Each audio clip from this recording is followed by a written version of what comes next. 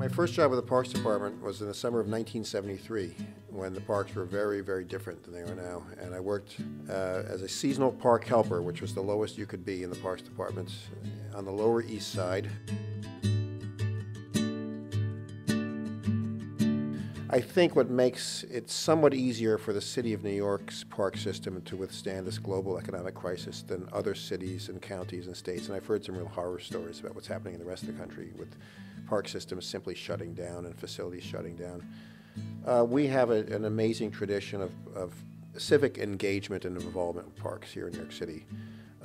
All of the great sort of models of public-private partnerships started here in New York City.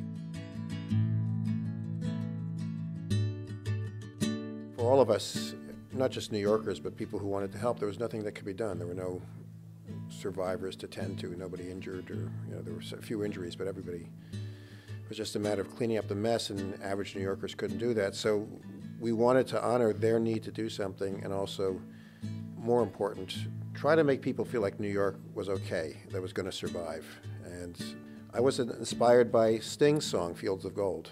It's a song about memory and loss. And I sort of had this image, this vision of fields of daffodils all over the city. Now, every spring, these daffodils come up, and everywhere you look around the city, there are daffodils. And then Mayor Blumberg made the daffodil the official flower of New York City. So we may be the Big Apple, but in my mind, we're the Big Daffodil.